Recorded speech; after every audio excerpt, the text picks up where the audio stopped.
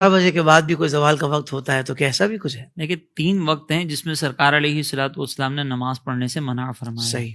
ایک تو فجر کے بعد کا وقت ہے جب سورج طلوع ہو رہا ہوتا ہے، ہم، تو اس وقت نماز نہیں پڑھ سکتے، تقریباً یہ 20 منٹ کا وقت ہوتا ہے۔ جیسے ہی فجر کا وقت ختم ہوا، مزید آگے 20 منٹ تک پھر کوئی نماز نہیں پڑھ سکتے۔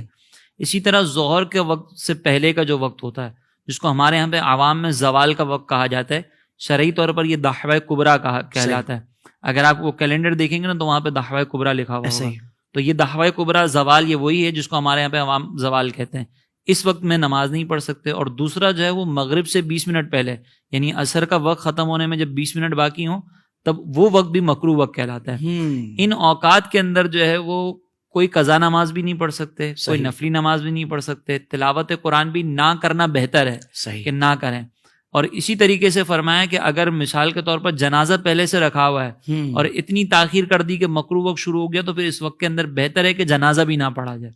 ہاں، اگر اسی وقت کے اندر نماز جنازہ کے لیے جنازہ آیا ہے تو پڑھ سکتے ہیں۔ اور ایک عصر کی نماز کے اندر حکم یہ ہے کہ اگر اس دن آپ نے عصر کی نماز نہیں پڑھی تھی، اتنی ڈیلے کر دی کہ مکروہ وقت شروع ہو گیا، تو اس دن کی عصر ایک تو اتنی ڈیلے کرنا گناہ ہے جان بوجھ کر اگر کریں تو، اور اگر کوئی وجہ سے بھی ڈیلے ہوئی تو بہتر نہیں ہے، لیکن وہ عصر پھر اسی وقت کے اندر پڑھیں گے، صحیح وہ والی عصر جو اس دن کی ہے۔ لیکن کوئی قضا نماز اس میں نہیں پڑھ سکتے۔ ان 3 وقتوں کے علاوہ کوئی ایسا وقت نہیں جس کو مکروہ وقت قرار دیا جائے اور جس میں قضا نمازیں پڑھنا بھی منع ہو یا وقتی نماز پڑھنا بھی منع ہو۔ وہ یہ جو ہمارے یہاں پر عوام میں کہا جاتا ہے نا کہ رات کو 12 بجے کے بعد مکروہ وقت شروع ہوتا ہے، وہ مکروہ وقت نہیں ہوتا۔